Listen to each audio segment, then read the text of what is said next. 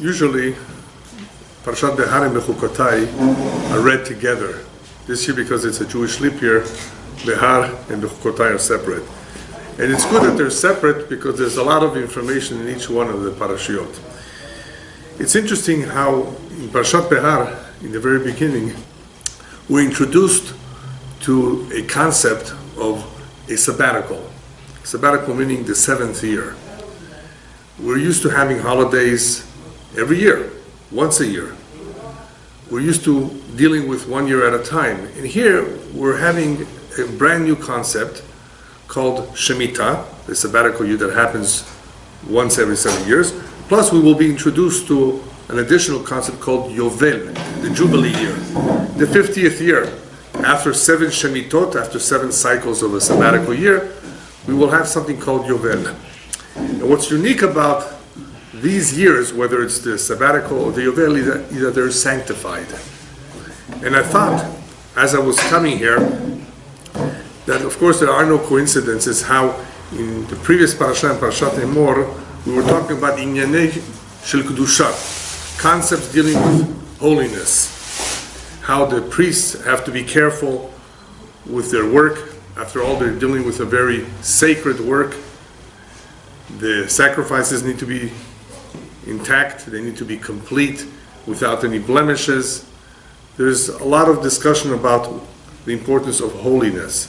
And the parasha before that was Kedoshim Tiyu, that we are supposed to be a holy nation. So we have a lot of mitzvot, a lot of commandments that deal with holiness and how to be holy.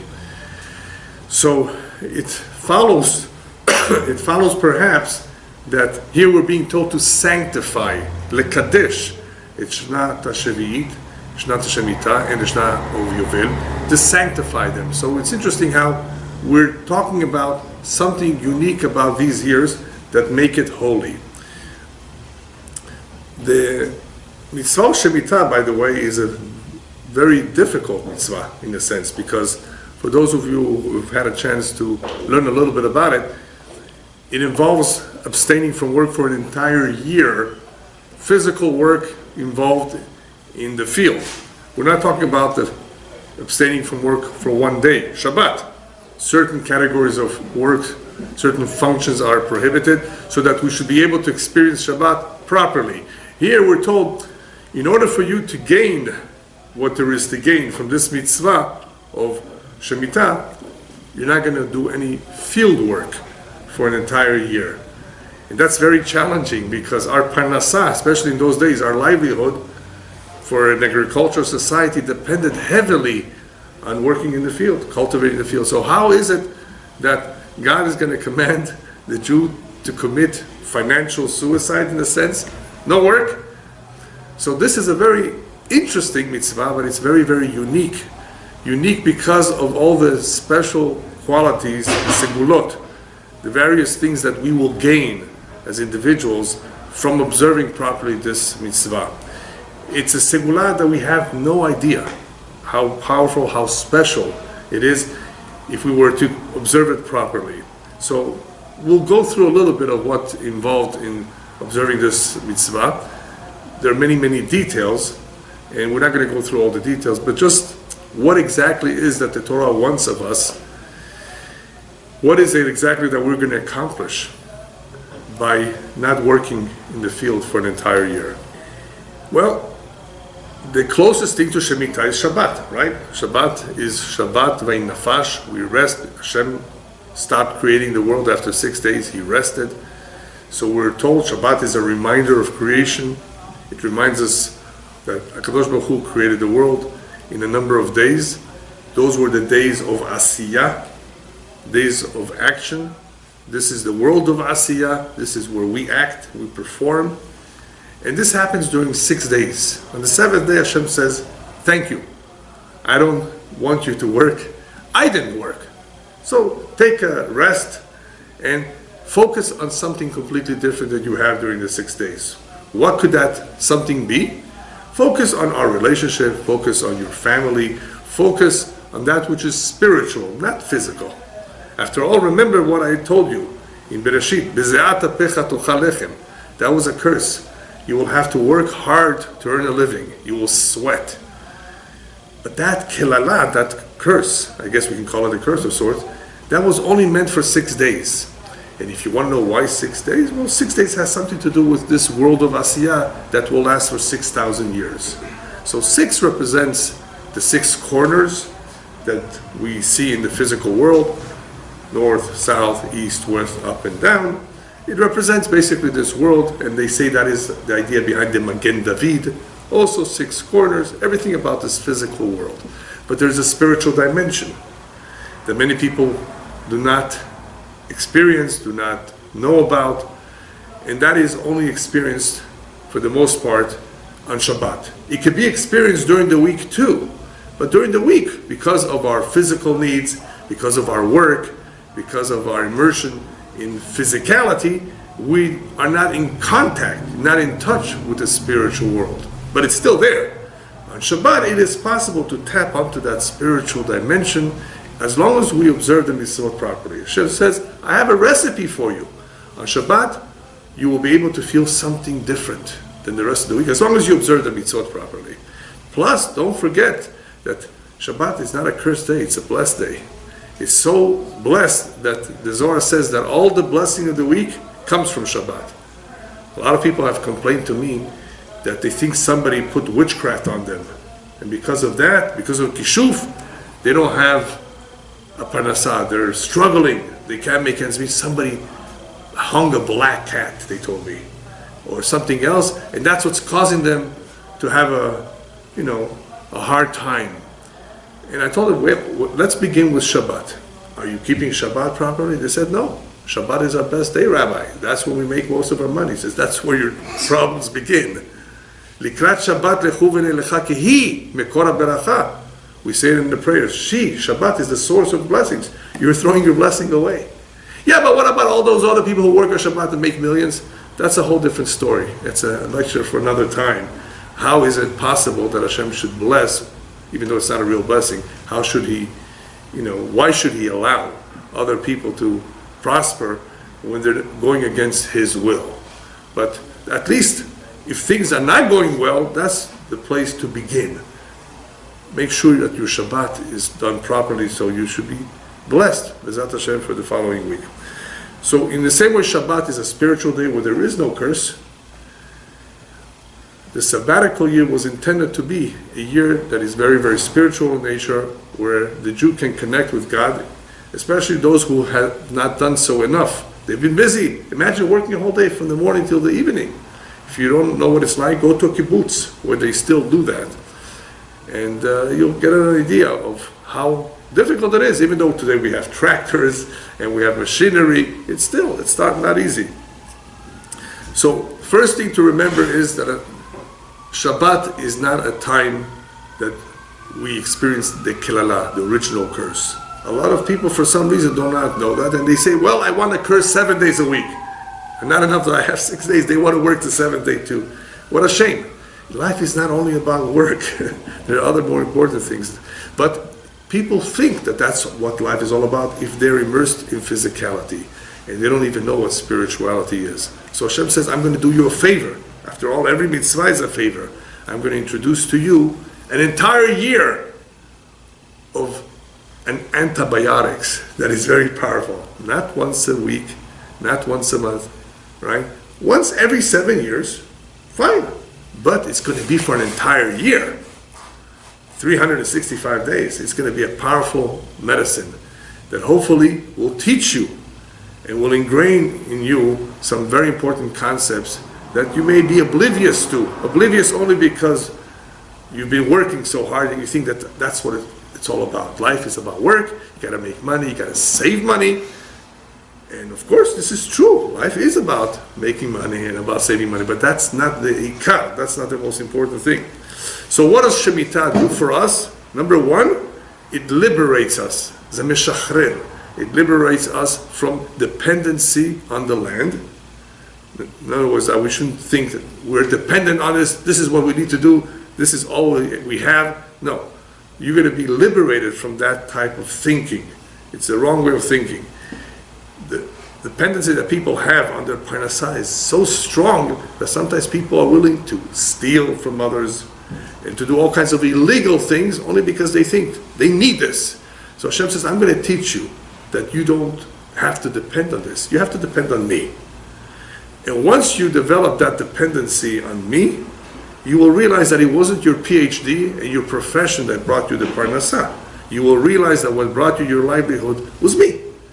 I will decide how much money you will make. I will decide how you're going to make the money, what career, what profession. And there are people, I'm sure every one of you know, that never went to college, barely speak English, and are multimillionaires.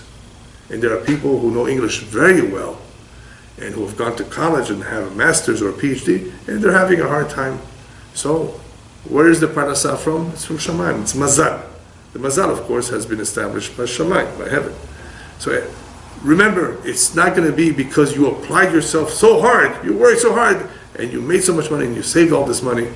Do you know that all that money that you saved may disappear one day? Somebody could rob you of it. Yeah, all kinds of things happen, bad investments that you never thought. You thought it was such a good investment, and a lot of money went into that investment, and all of a sudden, all that hard-earned money disappeared. That's also Mishamayim. So, through Shemitah, we're given an opportunity to learn a very important midah called midat habitachon. Trust in Hashem. Emunah, a lot of us have. We believe in Hashem. Yes, Hashem, you created the world. I see it. So, such a beautiful world. There's so much design and harmony. It makes sense even to non-Jews that this was not something that happened by itself. But bitachon Hashem, that Hashem actually listens to my prayer. He oversees what I do. He actually controls everything, including my parnasa. It comes from Him. He decides. That's something that takes time to develop. Even people who are observant don't fully understand the meaning of bitachon Hashem. And that is why when there's competition in business, they feel threatened. He's competing with me. He's taking away. Lokach mimeni ta parnasa. That is a lack of bitachon Hashem. No one can take away a penny of what is coming to you. That is what the rabbis tell us. If something is coming to you, nobody will take it away from you. And this is also true, by the way, with zivugim. Usually, not all the time, someone is supposed to marry someone. Matches are made in heaven. So, no one is going to take her away from you. No one is going to take him away from you, unless one or the two of them do not behave themselves. There are times when people can lose their soulmate. And I have a whole lecture about that, soulmates. How to identify who your soulmate is. What is a soulmate? But for the most part, you don't have to be afraid. What is meant for you, you will receive it at the right time, unless you've pushed it away. Oh, I don't have time to get married now. I'm going to wait a couple years. I want to make money first. People behave like that, and then, of course, they may lose the opportunity of finding their soulmate. So that is a totally different subject, but I did want to bring it up because this too, this area of soulmates, is also Mishamayim. Everything, Akol Mishamayim, except Yirat Shamayim, right? Except for the fear of heaven. We have free will as to how we behave, how we handle people, whether we observe them. So that's up to us. But Parnasa, our livelihood, the children we will have, whether we will have them. What kind of children will they be? How much money will be? Where will we live? What kind of a house? What kind of neighbors will you have? All of that is Shamayim. It's not up to us. You don't choose your neighbors. You think you do your own. You can't control everything in life except, hopefully, your behavior, which is difficult enough. But everything else, leave it to Hashem. So a very valuable, powerful lesson of Shemitah is concerning bitachon b'Hashem, trust in Him, and not in your profession and not in the land. That's not where the source of your income will come from. Because this is an important area, if one observes it properly, this will help him in the area of ben adam lechavero, human relations, because people have many, many fights, disagreements. About what? About money. Usually about issues that concern money. And in reality, what happens in Shemitah is that we're reminded, Kulanu Shavim, we're all the same. You're no longer a proprietor. You're no longer the owner of that field. Anyone can come into that field during that year and take fruit that's been growing. We're not growing new vegetables, but there are trees that give up fruit, even if you don't do anything to those trees. You can eat from the fruit. You can take for your family. You cannot grow new things on the land. And other people can come in. You cannot do business with that fruit. En Adon, only Hashem is the master. You're no longer the landlord of your field in a sense for that year. So here we're being taught a very difficult lesson. It's very challenging, is that you don't own the land for this year. you're liberated from working the land. Go ahead perhaps and spend more time learning Torah and doing other things, more spiritual things. Hopefully this mitzvah will liberate you from that dependency that you've been having all this time. There's a cute story about two individuals who were fighting. And what were they arguing about? This land belongs to me, you're trespassing. Sometimes neighbors, they want to build a fence perhaps. And, no, you can't build it over here, you have to build it there. All kinds of arguments about the land or about money. In this particular case, they were arguing about a piece of land. This land belongs to me. No, this land belongs to me. Okay, they went to the rabbi. And the rabbi says, okay, let me figure this one out. Who does it belong to? I'm going to ask the land. I'm going to go down and ask the land, please tell me, who does this land belong to? So he kneels down, puts his ear to the ground, and he says to them, the land just told me that the two of you belong to her. Yeah. In the end, that's where we all go. This land belongs to me. We belong to the earth. Yeah. Sometimes people forget that. In the end, we all go back to the earth. So, mitzvah shemitah reminds us of the importance of bitachon in Hashem and not in the money. Having trust in God and not in the money. All along, throughout our life, people do have that misconception that they have certain earning abilities, that if they take perhaps 2 jobs, they'll make more money. It's a wrong way of thinking. And I've told many of you in the past that I can show you how somebody can make his entire parnasah, his entire livelihood, in 5 minutes. 5 minutes for the entire year. He's a diamond dealer. You'll appreciate this.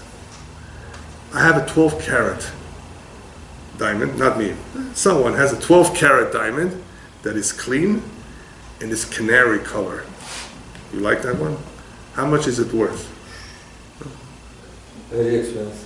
Yeah? 12 carats, canary yellow, clean. It's expensive. Would you agree with me that he can make a couple $100,000 profit on this? Profit, yeah? How long will it take him to sell it?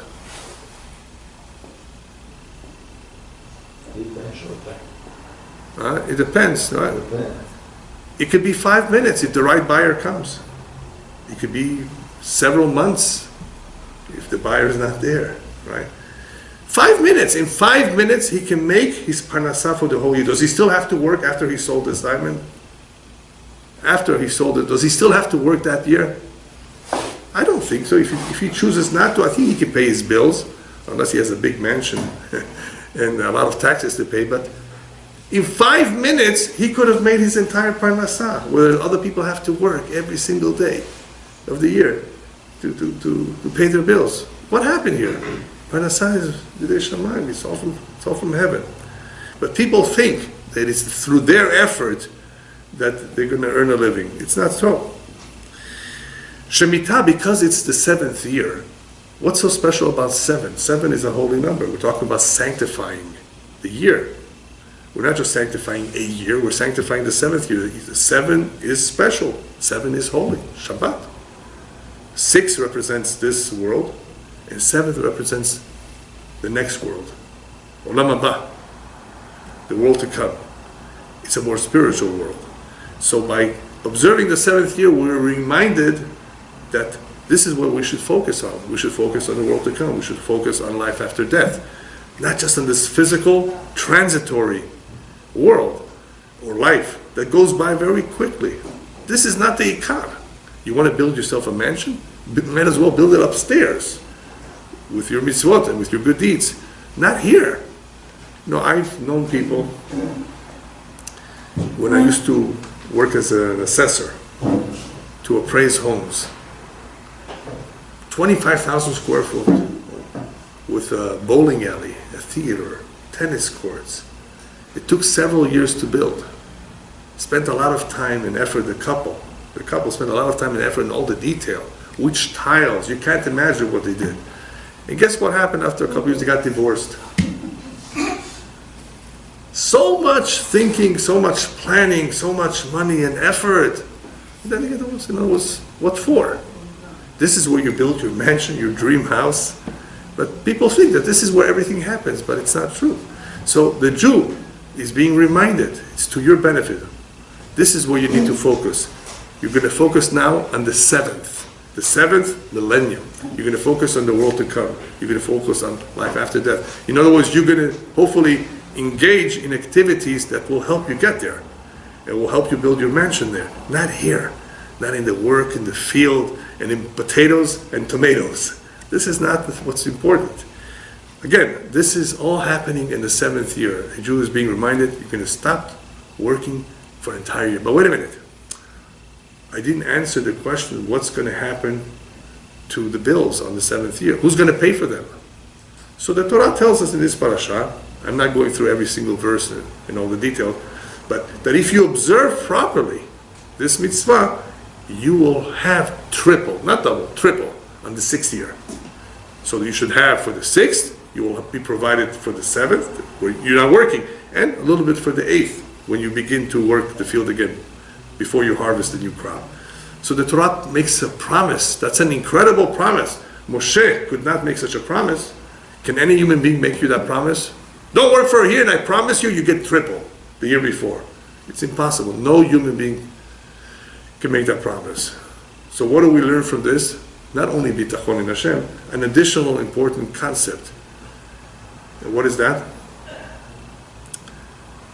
Torah min hashamayim. This is proof, one of the strongest proofs that the Torah is divine, because no human being can write such a promise in the Bible, in the Torah. And guess what? It did happen many, many times. The Jewish nation was able to see that Hashem's blessing arrived on the 6th year without fail. Wow! And that's going to lead us to the next question, which is a very difficult question. How is it possible that if the Jewish people saw for themselves that the Torah is divine, that Hashem kept His promise, why did they stop keeping Shemitah? After many, many years, the Jewish people stopped observing this beautiful mitzvah. And as a result of stopping to observe the mitzvah, galinu me'artzenu, we were exiled. That's one of the reasons why the Jewish people were exiled from the land, because they didn't keep the Shemitah. Hashem says, you don't keep the Shemitah? The land will keep it now by itself. There will be no one there to work it.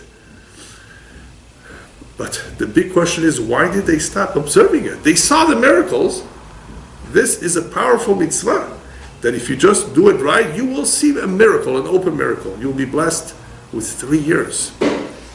Imagine, you earn a certain amount of money every year, and here you're told, don't work this year, don't worry. The year before, you will have a salary or an income for 3 years. You could see it. Your accountant doesn't have to tell you. You can actually see it for yourself. Then what happened? So before we get into that topic of what exactly happened, we must realize that what Hashem wants of us in the end, what does He want of us? To you, Avadai, you be my servants. I don't want you to be the slave, the servant of some other human being. I don't want you to be a slave of your money, a slave of the land. The goal is, I want you to be my servants. To be my servants, you have to be careful not to give too much attention to other things. A marriage sometimes suffers because of a lack of attention that one is not giving to the other, that he should be giving. Perhaps he may be giving more attention to someone else or to something else. There's only so much time during the day. Where are you giving your attention? Are you giving enough attention to your kids? Sometimes parents do not give enough attention to their kids, and the kids suffer as a result. So time, which is very, very short, is something very, very important. We only have so much of it. What are we going to do with that time? Hashem says, make sure that you don't use that time for things that don't have that much value, things that don't deserve so much of your attention. So I'm going to remind you through many, many mitzvot what is important and what is not important. So in the end, what are the mitzvot? The mitzvot, all the commandments, are to help us litrachek mirgelim ra'im, to help us distance ourselves from bad habits and to adopt good habits. I'm not talking about compensation now in the world to come. Yes, if we observe the mitzvot, we will receive a reward in the world to come. We know that. But that's not what it does for us down here. What is the mitzvah doing for us here? Not in the upper world. Here, it is refining our character.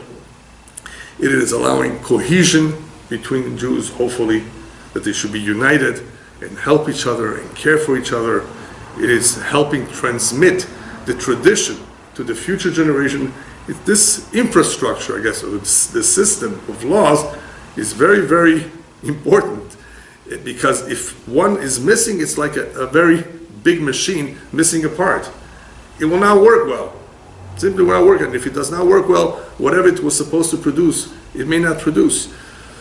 So therefore, Hashem says, be careful with this mitzvot. It's for your own good. Our whole life depends on this. And in the end, this is the tachlit after all. This is the ultimate goal of what we want to accomplish. To connect with Hashem. To bring Hashem down into this world. That the whole world, everyone recognize Him as the King. So if we don't observe the mitzvah, we're not only not being a good example, we are ruining our life. We're ruining the potential that we had. Such tremendous potential of being a mamlechet kohanim, a goy kadosh, a priestly nation, a holy nation, which would be incredible. And we will only have an idea of what this will be like, or what it could have been like, when Mashiach comes. Because the way things are today in the world, you look around everywhere, the world has deteriorated everywhere. So spirituality is stepped upon. People do not appreciate it enough. People do not value it. So the only time we will see, unfortunately, I have to say that we will actually get to see what we could have been, or what the world could have been, is when Mashiach comes, when He fixes everything. We were supposed to do it on our own, and elevate this world to a beautiful place. But human beings are very tough. And we've had wars and conflicts all over the world. People have killed each other, and things have not become any better. On the contrary, things are worse today. So hopefully Mashiach will come soon, and we will see what it could have been. In the meantime, a Jew is being reminded through the mitzvah of Shemitah that what is important are observance of the mitzvot, the relationship with Hashem, the study of the Torah perhaps, not the work, not the physical work. Okay. Why can't we put more importance on physical work? After all, if you make so much money, you can buy a house, then buy another house, and then buy more property, and perhaps with all these properties you will be wealthy, and you will be able to give more tzedakah.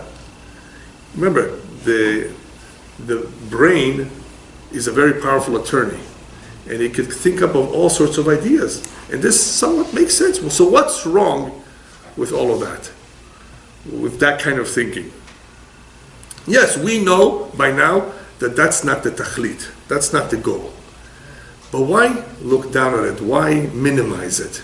It's a good thing to have, it's true. It's a good thing to have, but people forget the following.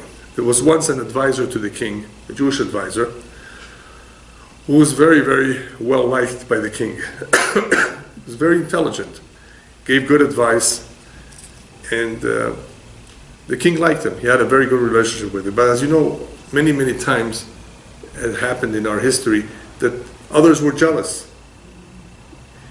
Even in this country, in Congress, in the White House, there's jealousy, there's hatred, people don't get along. It's the same problem everywhere.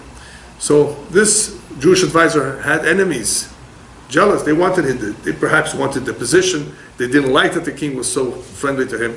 And they tried to convince the king that this advisor took a lot of money from the throne.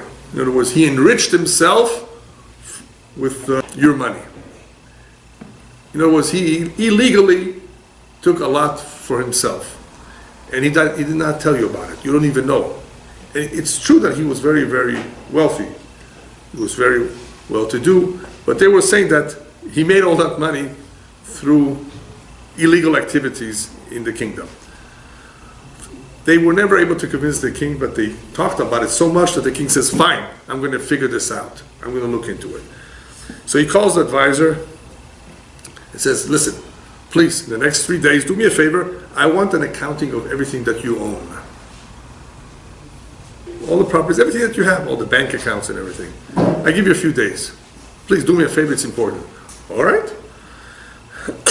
After a few days, he comes back with a small piece of paper. And in the small piece of paper, there's not that much.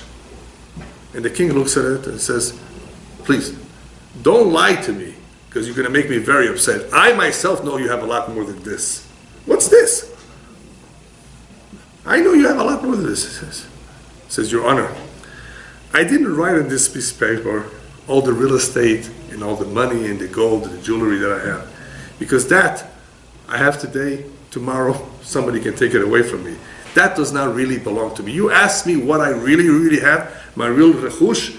What I wrote on this piece of paper are the mitzvot and maasim tovim, the good deeds, the tzedakah that I gave. So what you see here is charity. What you see here are things that I did to help people. Because that is in a safe deposit box upstairs where nobody can touch. Nobody can take that away from me. What I have here, you, the king, can take it away from me. What's stopping you? There could be thieves, there could be all kinds of things that will make all that disappear. You want me to write that? That is not my real rechush. My real possession is what I earned and I put away in a place where nobody can touch. The king, of course, was very, very happy with that explanation, and he left him alone. But that's the idea here. The idea is to remind us that our real rechush is not all the work that we do here, is what mitzvot and maasim tovim, what good deeds have we performed that is waiting for us in the upper world. Okay, so this is Shemitah. We hope that the individual learned his lesson through a Shemitah, a whole year. Imagine a whole year not working. He has time to think, he has time to learn. But sometimes people don't learn. What can we do? Now imagine several Shemitot went by, and he still didn't learn. Hashem says, okay, I'm going to bring you a Yovel. What's Yovel? 7 Shemitot went by. I need to bring them another injection. The 50th year, which is very similar to Shemitah. Very similar to Shemitah. And in a sense, you have 2 years, consecutive years of not working.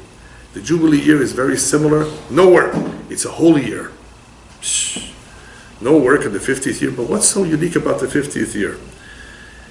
If you learn Pirkei Avot, you will find that the rabbis divided the various stages in life. When somebody becomes bar mitzvah, when approximately he gets married. What's ben chamishim? When somebody turns 50, what's so special about that stage? 50. You can't get your social security yet. So what's so special about 50? Ben chamishim le'etzah. That is the time that you've hopefully had enough experience in life that you can now give advice to others. 50 years, you've seen a lot. You regret your mistakes, and now you can share your ideas, your advice with others. Okay. How many years are left?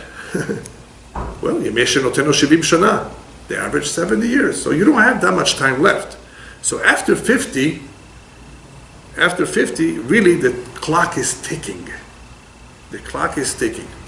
So Yovel is obviously a very, very special year for other reasons that we don't have the time to mention here. But in a sense, it does represent a stage in the life of a person that, sir, just in case you have not made any changes for the better in your life, just in case you still have your old bad habits, just in case you're still stuck with thinking only about making money and more money and more money, then comes the Yovel at the stage of 50 and reminds us, your time is almost up, 50. And what else happens on Yovel that does not happen every Shemitah? On Yom Kippur, they blow the shofar. Usually shofar is Rosh Hashanah, is Yom Teruah. Why should they blow the shofar on Yom Kippur? Because that's what the shofar does, to awaken those who are asleep.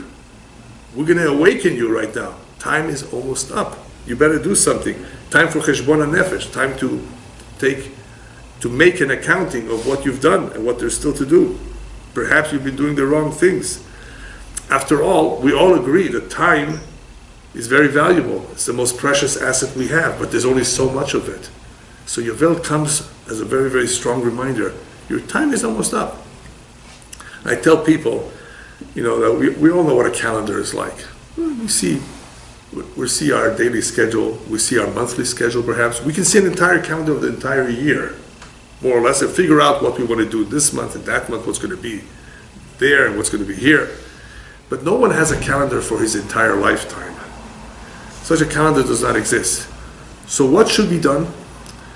I recommend that after 50 or after 60, whenever you want, put in front of your desk at home a sha'on chol. You know what a sha'on chol is? That's the way it's called in Hebrew. It's a hourglass, where you see the sand going down little by little. It's a good reminder that the time is almost up. In case you forget. We forget. Yeah, we think about going on vacation, we think about buying a new sofa, all kinds of things. Hey, look at the hourglass in front of you, how the sand is going down and down and down. So after a certain point in life, we need that. Because if you hit 60, then think about it. And you've been married 35, 40 years, then you're not going to live those 40 years again, all over again. By the time you live in another 20, 25 years, it's over. A lot of people don't like to be reminded of that. But that's their reality. That's the way things are. People are born, people die, but not everybody likes to think about that. So Yovel is an additional opportunity, a powerful opportunity to take note how time is flying, time is going by, and there's not too much left of it. To better understand this idea of taking in this important fact that the time is running out, and that perhaps there's a lot that we need to do that we have not done yet, think about a loan. Imagine somebody right now wants to ask for a loan from a lender. And the lender says, I'll gladly give you a loan because you have good credit, but you still owe me money from before. Will he give him the loan? No. Even though you may have good credit, as you know, the way it works with loans is that a second is a greater risk. So not everyone wants to take a greater risk. Pay up your earlier debts, and then I'll give you another loan. It makes sense. Yom Kippur, what happens in Yom Kippur? Yom Kippur, Hashem says, I want you to have a good year. I want you to continue to grow spiritually, to have a good connection with me. I'm willing to forgive your old debts, as long as you do teshuvah. In other words, if you do teshuvah, in other words, you pay up your debts, I will erase your sins, so you can have a new year, B'ezrat Hashem, where there are no hurdles and accusing angels that will interfere with your effort to be a better person. Because that's what these things do. The accusing angels interfere. They don't let us focus. They bother us. So we want to have a clean record so that we can focus properly. So Hashem says, this is what I will do for you on Yom Kippur. Pay up your debts from the past, do teshuvah, and I will gladly erase any leftover sins. In the same way that Hashem does that for us in Yom Kippur, a couple should also be willing to be forgiving of each other, what happened in the past. Otherwise, if there's no forgiveness, it's impossible for them to bond again and to grow again. Impossible. There has to be forgiveness. Now, what's forgiveness? Forgiveness doesn't mean I will completely forget, because that's impossible to tell a person, forget it and erase it from your memory.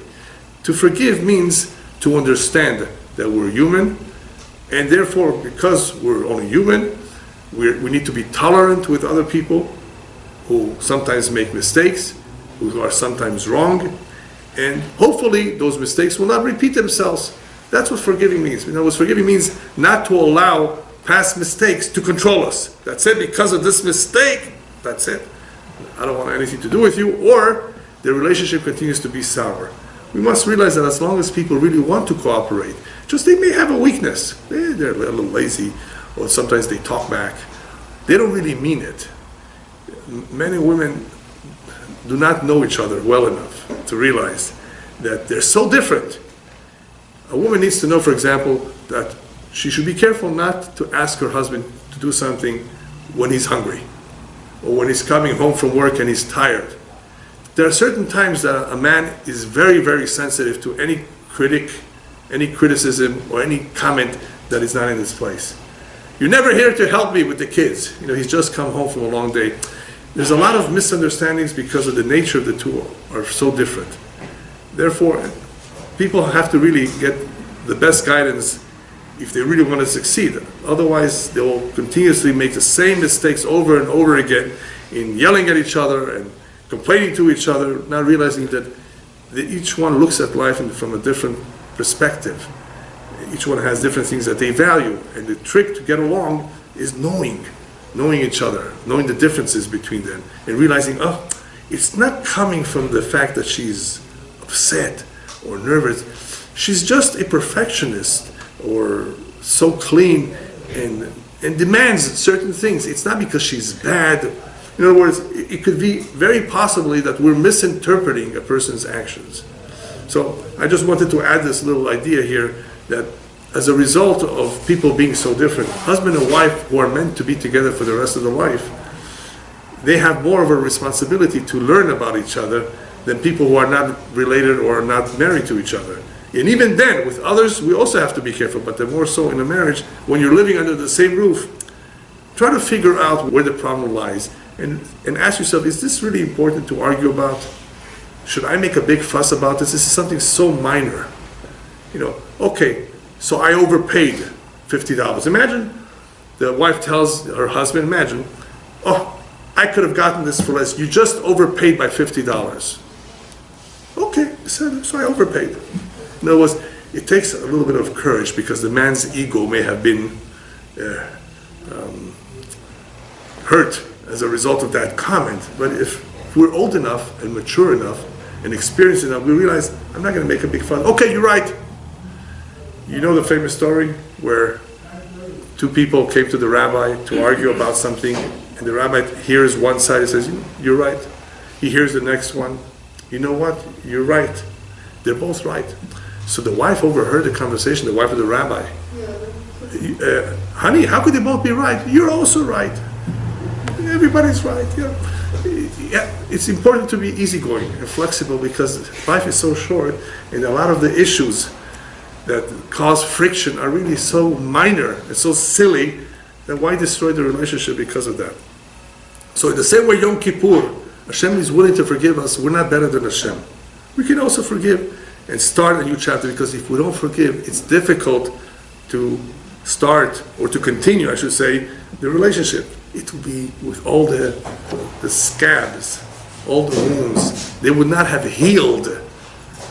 A lot of times people hurt each other and they don't allow enough time for that injury, for that wound to heal. They continuously poke at the same spot.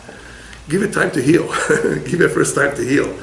Otherwise, it becomes so painful that after 25 years of trying and making the same mistakes, people just give up. No, it's not possible for me to go back to love them and to care about them. But wait a minute, just for the fact that she's the mother of your children, isn't that enough? Or he's the father? That in itself is something special. Is there anything good in him or in her? Look for the good, not for the bad, because we all have imperfections.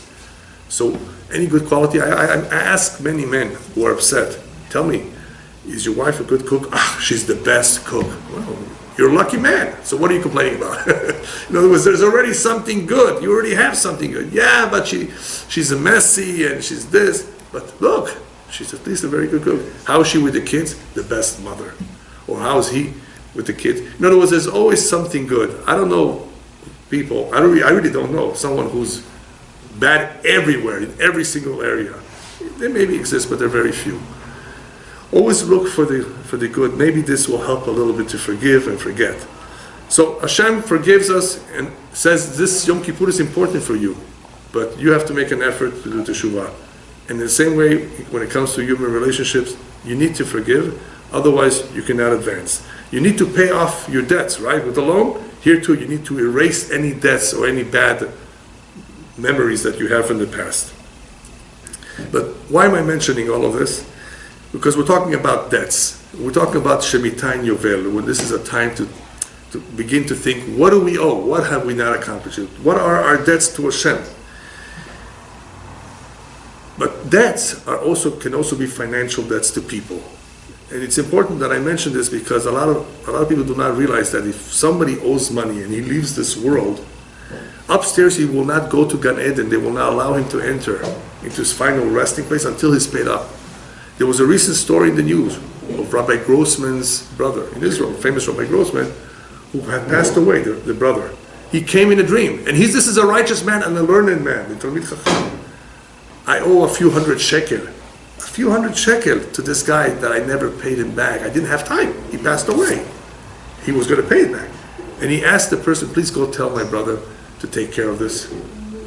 This was verified. We looked into it. Completely true story. They appeared in a dream to someone, please tell my brother. What's interesting about these dreams, there are many such dreams where people who have left this world came in a dream. Why didn't he go directly to his brother? Why did he have to go through someone else? You know, it's interesting. There was such a story in New Jersey many, many years ago where somebody appeared to someone in the city, someone in the community, go tell my wife, go tell my sister, I forget what it was, to take care of something. And he asked in the dream, well, why don't you go directly to her? Why are you coming to me? You know, what's this? He says, because if she will see me in the dream, she will be so frightened, she will wake up. I will not be able to communicate the message to her. So that was the explanation for that dream. Here, I don't know. Sometimes they are given permission to go in there. You want to tell someone your problem? Okay, but you have to tell it to someone else. In other words, it needs to go in an indirect way. You don't have maybe the merit to tell them directly, or who knows. But it's interesting. We have many, many such examples of how upstairs they were very, very strict about, you owe money, you can't go to your final resting place until somebody takes care of it. But they gave him permission to appear in the dream. That, yes, that it should be taken care of. So anyway, all of this is important because we're talking about unpaid debts. And that is why we need a Yovel. We need to realize that we come at a point in our life, there's only so much time left. And Hashem does us a favor with this mitzvah of awakening us with that shofar, which is on Yom Kippur of all days. And the same thing that happens on Yom Kippur is supposed to happen now.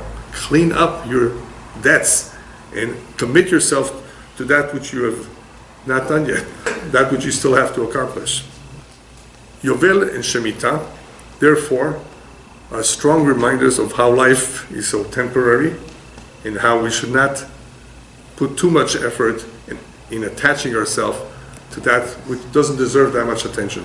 Working the land, accumulating money and real estate and all that, because that's not the ikar. Now, in order to impress upon us how life is so short and how it's transitory, in this week's parasha we have the additional mitzvah of freeing, letting go free, the Eved Ivri, the Jewish servant. Whether this happens after 6 years, or whether this happens after Yovel, he's let free. How does a Jew become a slave? Anyone know? We don't believe in slavery, by the way, but there are times when slavery is a solution. Let's just say it's a solution. But within the Jewish community, it was intended as a temporary solution, because Hashem says, you are my servants. I don't want you to be somebody else's slave. Besides, you will be so busy working for someone, you won't have time to do what you're supposed to do in our relationship. So, a Jew can become a slave in two ways. Either he sells himself voluntarily, he doesn't have money, I'll work for you. That's one way. He doesn't have money. A second way is he stole money. And instead of putting him in jail and feeding him, work. That's what they should do. I think in every country. You stole, work. Pay off your debts. Pay off, not as a penalty, but perhaps, contribute to society in a productive way. What would happen during the 6 years, or whatever number of years, that slave was in the house of another Jew, his master? The master was commanded by the Torah to be very, very sensitive to the slave. Why be extra sensitive to a slave? He's a slave. Yes, but the Torah is reminding us, first of all, just because he's a slave doesn't mean that he's any less than you. Remember, don't treat another person as less than you. Treat him as an equal. We just learned it. So you have to be careful, even though he's working for you, even though his status now is very, very low, be careful. Show extra sensitivity to him, not only because you don't want to abuse him, but also because he is in a very delicate situation. You know, there are a lot of people that used to be very wealthy that lost all their money. They've come to my door. People come, collecting tzedakah, and they told me, I used to be very, very wealthy. And they're embarrassed, ashamed, to collect money. But what can they do? They need to marry off a child. They have debts to pay. Be extra careful, sensitive to these people because they feel terrible. But there's something else. The slave who stole money needed to see, wow, look at my master. He's so careful with my honor, with my dignity. What will he learn from that? Hopefully not to steal, because when a person steals, it means that he doesn't care about the person. He has no respect for that individual. He's willing to take away his money, his possessions. Here he's learning, wow, look, my master, he's my master, I work for him. And he has more power and he has the money and he's being so careful with my dignity. I should be more careful with the dignity of others. So this Eved Ivri was able to learn some valuable lessons, as well as the master was able to, through the mitzvah of being careful and being sensitive to another Jew, also train himself to be sensitive all around. Now, think about American slavery. Do you know, I don't know how many of you know American history, but there was a big, big civil war between those who wanted to own slaves and those who wanted slaves to go free. Why? Why did they want to own slaves? So why did they really? Because they felt that this is very important for their survival, for their economy. Free labor, even though they would take care of the slaves, they would feed them and so forth, but they felt that this was something that was of great value, and they got used to it, besides that point. So imagine, here these people had no problem holding on to a slave, and sometimes even abusing them. And here the Torah is teaching us, no, this is not the time to take advantage of another Jew just because he's down, just because he stole perhaps. On the contrary, you have to learn to be sensitive to everyone. And this is a good place to start, with somebody that you may not want to be sensitive to. What else do we have in the Parasha that is related to sensitivity? The Isur of Ribit. There are many, by the way, mitzvot that teaches sensitivity. We don't have the time to go through each one, but Ribit is another good example. Don't charge interest on a personal loan. I said personal, not business loan, for a good reason. Somebody wants to make a Brit Milah, he wants to a circumcision, right, a bar mitzvah for his son, and he needs a couple $1,000s. Don't charge him interest on that loan. It's not a business loan. He's not buying a piece of property that he wants to invest, and you have the right to be his partner for it in the earnings. Here, it's a personal loan he needs, a short-term loan. If you charge him interest, then you are enriching yourself, not being kind to him. The Torah wants us to be kind, to be sensitive, to be charitable, so therefore be careful not to charge interest. Otherwise, you're taking advantage. A lot of people take advantage. And charging interest is a very, very serious sin. And the money, by the way, that is made from that has no beracha, has no blessing. But I want to just spend the last few minutes on a very important idea that is also mentioned in this parasha, that is related to sensitivity, but from a different angle. The Torah says, "V'chiyamuch achicha." It could happen that your brother will become poor. In other words, it could be that he was doing well for a while, and then he becomes poor. And this is related to Shemitah, because it could happen that people lost money, did not have a good year, did not earn anything. All kinds of reasons people can go broke. So the Torah says, Kiyamuch. In other words, it hasn't happened yet that he went completely broke, but he's on the way. He's on the verge of going completely bankrupt. V'chezakta bo. Make sure you support him. Make sure you hold him up, that he does not fall completely. For those of you who remember the late 80s and early 90s, people needed one mortgage payment to save their home. You remember that time? When people were losing their home or giving it to the bank? Sometimes all they needed to save their home was one payment. With one payment, then they would have figured out, perhaps renegotiated with the bank. That is an example of the chiyamuch achicha. He's about to collapse. He's about to go broke. He's about to lose everything. Don't let him get to that point. V'chezakta bo. Make sure that you hold him before he falls completely. This v'chezakta bo is a very important idea that is discussed in Ilchot Tzedakah. In Ilchot Tzedakah, as I mentioned in the past, there are rules laws on how to perform tzedakah in different levels. One of the highest levels of tzedakah is that you don't give someone money necessarily, but that you help him find a job. You help him find a job. That means you enabled him to stand on his own feet. You preserved his dignity. Because accepting money is not easy for a lot of people to do. But finding him a job where he will be able to work, that's an example of a hezaktabo, that he shouldn't fall, that he should have a job. And the same is true with halva'ah, a loan. A loan can be sometimes a bigger mitzvah than tzedakah. Why? Because the rabbis tell us chesed, kindness, is greater than tzedakah for the following three reasons. Chesed, you can do with rich and poor. Kindness, you can do with the rich people too. Sometimes they need a favor. Chesed, kindness, you do with your physical body. Tzedakah, you only do with money. Here's some money, go. Chesed, you're taking your time. You're hearing the guy's story.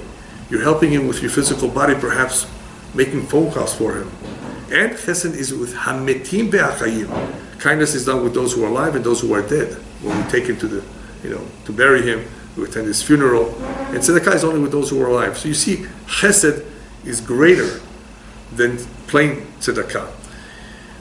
But why is it so special, chesed? Because Hashem is Bala Chesed. Hashem is the one that does kindness with everyone. And that is why in the Amidah, we say Gomel Chasadim Tovim. We describe Hashem as being kind. But why is he described as being kind? Because one of his attributes is to do good even with those who don't deserve it. Chesed is good or goodness or kindness even with those who don't deserve it. And that's what happens sometimes. Hashem is kind and good even with those who don't completely deserve it. Why? Only he knows.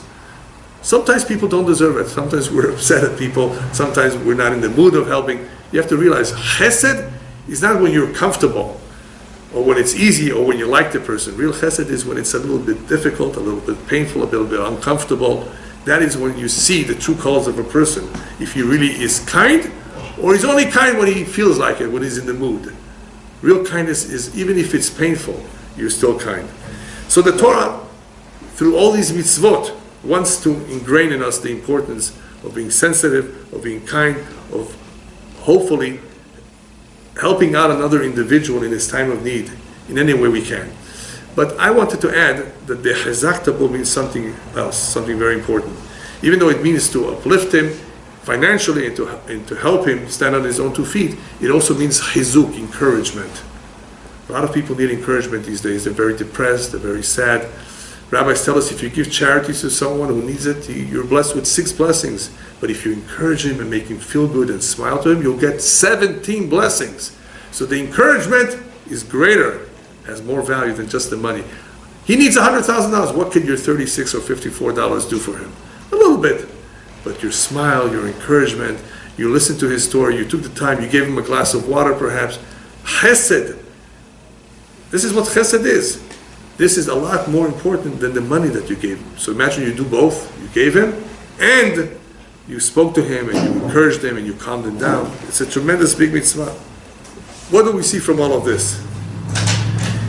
That from all the mitzvot that the Torah gives us, Hashem wanted to refine us, wanted to enable us to accumulate many, many merits. Lezakot means that we have many merits, but it also means lezakech, to refine us. So he gave us many, many mitzvot. Through the mitzvot in this week's parasha, especially Shemitah Yovel, we will be able to hopefully strengthen the midat bitachon, the trust in Hashem, which is a very important midah. The more trust one has in Hashem, the happier he will be, because bitachon and simcha go together. If you have bitachon Hashem, you're happy. You have no worries. You depend only on Him. Nobody will hurt you unless it's meant to be. Bitachon is a whole different class in itself. So the more bitachon we have, the happier we will be, and the easier it will be for us to get along with people, to help them in their time of need, because we will be reminded that really there's such a thing as rich and poor. Everybody is equal. When do we see this? In reality, at the funeral, because the tachrichim, the shrouds, are the same for the rich and poor. I haven't seen shrouds with gold lining, right? Everybody gets the same shrouds. As kulam shavim, in the end everybody's the same. So right now, it's only the impression that you have that this one is better off. It's not so. Everybody's the same. Everybody has a different mission. Hashem loves everyone. Therefore, treat everyone alike. In other words, don't abuse anyone, be sensitive. But the more bitachon we have, the easier this will be. Otherwise, we're stuck with thinking that, money and money and money. Everything's about money. There's a saying in Yiddish. What that means is that on shrouds, we do not sew pockets. On the shrouds that we cover the dead person, you don't make any pockets. Why? Because he doesn't need to, he's not taking anything with him. There's no pockets. If you were rich, okay, you were rich, fine, but you're not going to take it with you. In the end, everybody is the same. Just want to finish with a story that happened in Canada several years ago. You may have heard of it. Very famous, wealthy man passed away, religious individual, and he left behind a very strange tzava, very strange will. Besides talking about what to do with his assets, he wrote at the end, "And please make sure to bury me with my socks." Very strange. So anyway, the children presented this to the Chevra Kadisha, who was in charge of burying. They said, "No way in the world. Our tradition is to bury a person without anything on, just the shrouds." Nothing. But he asked, and you're supposed to respect the person, who made a request. He requested very much. I'm sorry, there are no exceptions, even though this was a wealthy man, an important individual. No, that is the halakha, that is the tradition. We were not going to comply with that condition.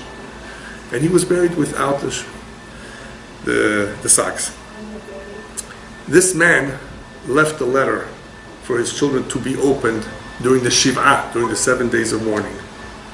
Who knows? What is he going to write now? What did he write? In the letter, he wrote to them, "By now you must realize, perhaps, that I was buried without my socks." By now you probably realize that. So why did I make that request of you? Just to teach you a lesson. You're not going to even take your socks with you. Just for that alone. We need reminders. We all need reminders, and that is what the Mitzvah Shem Mitan Yovel do in a very powerful way. So why didn't they continue to keep it? They saw the miracles. They saw the miracles. It's a beautiful mitzvah. Why did they stop keeping it? So I saw Rabbi Twersky explaining it the following way. There are drunks. They're addicted to alcohol who have recovered from their addiction. They're doing well. And all of a sudden you see them later on going back to their old addiction. Again drunk? Didn't you get out of it already? What happened? Why did you fall back? How did you fall back? So the answer was, because I thought I could get away with it. I'll drink a little bit of schnapps, just a little bit. I'll get away with it. Nothing will happen. I'll still stay sober. Because I thought I can get away with it. After a while, after a few little sips here and there, they went back to their old bad habits. They thought they can get away with it. That's what happened with the Jewish people as well. Everything was going very well with them, but they thought they can get away with it. They can work a little bit more, make some more money, and we'll still have the Beracha. Hashem says no. And that's the lesson of next week's Parasha. Hashem says, I'm going to have to teach you a lesson. You cannot have it your way. No, it's my way, and that's the only way. And they had to learn it the hard way, unfortunately.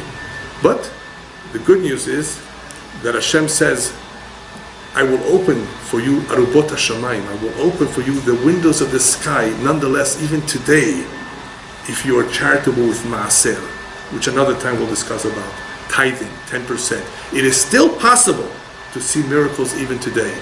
People who are very careful with giving tzedakah, people who are very careful with giving maaser, 10%, can still see how they will, B'ezrat Hashem, be blessed, where all their money that they have will be preserved. Not that they will be millionaires, that they will be blessed, B'ezrat Hashem, that their money will be preserved. Yivarechecha Hashem v'yishmerecha.